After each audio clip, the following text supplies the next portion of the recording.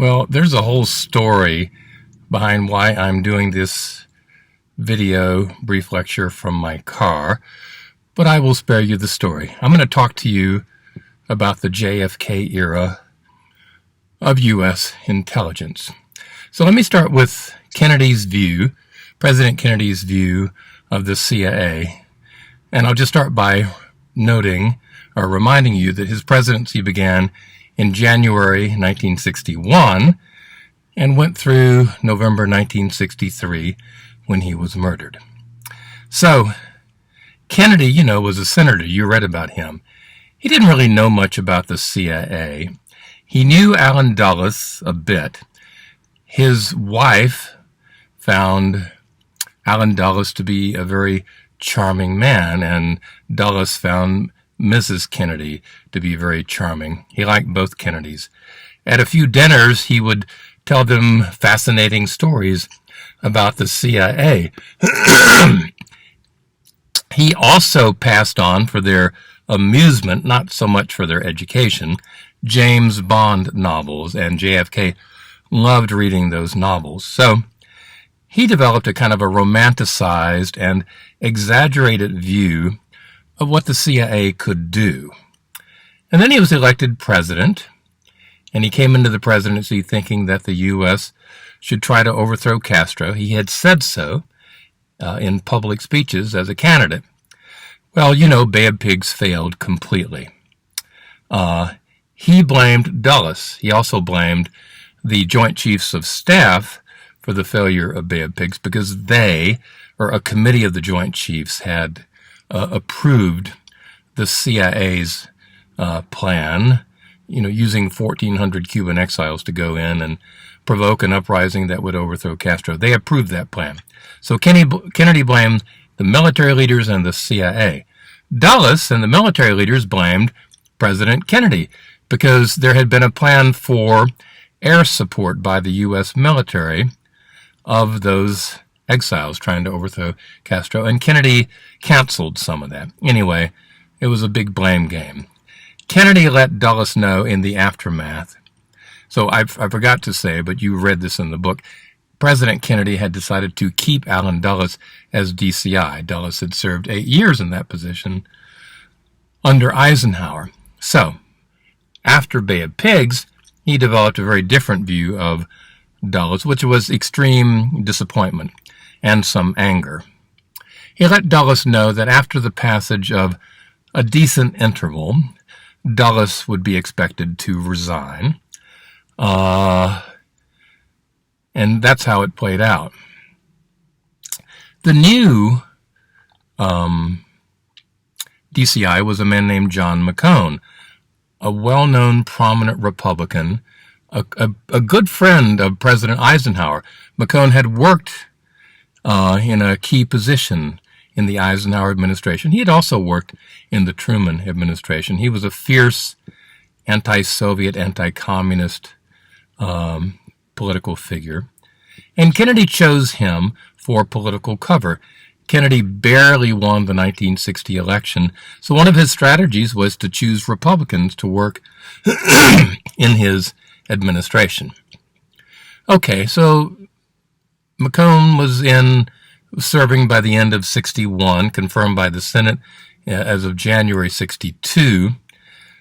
That following summer of 62, there were rumors and scattered evidence that the Soviet Union was placing missiles in Cuba armed with nuclear warheads, missiles that could strike the U.S.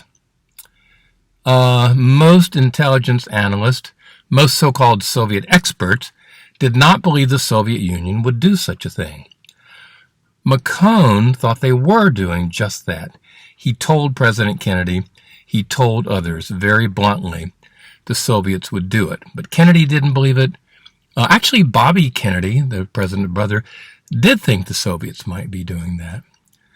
But McCone didn't have a lot of evidence to back up his view. Well, jump ahead to September 1962. McCone remarried. So again, Dulles is out of the picture. McCone is DCI. McCone remarried. He went off on a honeymoon, a 1-month honeymoon, September 1962. That turns out to be the time where the Soviets were actually deploying those missiles into working missile launch sites. Finally, a U-2 flight in early October established beyond a doubt the Soviets were doing just that, putting missiles that could hit the U.S. Kennedy was shocked. You'd think he might have a better view of McCone. So McCone came back around the 1st of October. The missiles were discovered around October 14th. You might think that President Kennedy would have a better view of McCone. Not really. He was annoyed at McCone for having been right when Kennedy and the others were wrong. During the Cuban Missile Crisis itself, basically, Kennedy, the U.S. government, U.S. military applied pressure on the Soviet Union to pull the missiles out. We did what was called a quarantine, a naval blockade of Cuba. Khrushchev finally agreed, pulled the missiles and the warheads out, pulled some troops out. Secretly, President Kennedy agreed to pull U.S. nuclear-armed missiles out of Turkey by the Soviet Union. So anyway, Kennedy was very popular after the Cuban Missile Crisis. People thought he had performed very effectively. But he continued to be angry at McCone. McCone was telling reporters occasionally, McCone was, as in Kennedy's word, McCone was pouring stuff out. He was leaking to reporters and columnists that he, McCone, had been right. Others had been wrong about this. I sent you an audio recording of the president talking to his brother, and you'll hear occasionally references to McCone. You'll hear the president call his own DCI a horse's ass and stupid, and some other words. He didn't want people after the crisis was over to say that they had been right and the president had been wrong. Okay, other topics. What really impressed Kennedy about CIA during the Cuban Missile Crisis was photo intelligence, imagery intelligence. Those photos taken by the U-2 flights over Cuba especially. Assassination plots. CIA had various plots to try to kill Castro. They never worked. They never came close to working.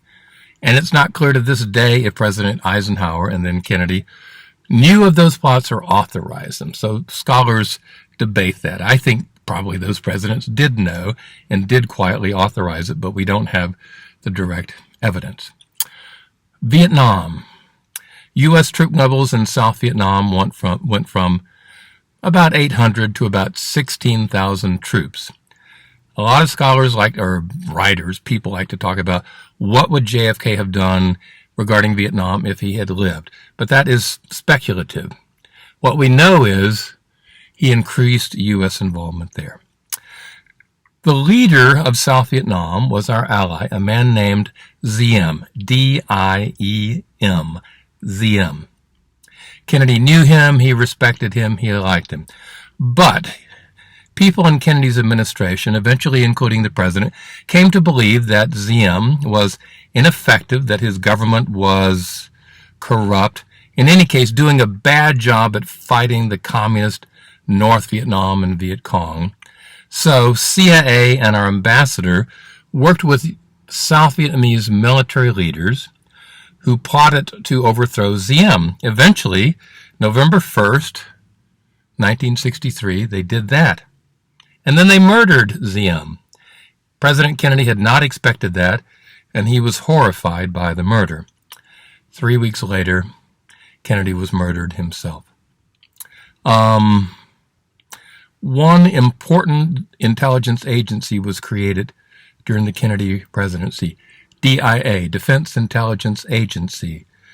Kennedy, with his Secretary of Defense, McNamara, decided that military intelligence was not very good, not done very well by the branches of the military, and so military intelligence needed to be centralized. So, the creation of DIA in 1961.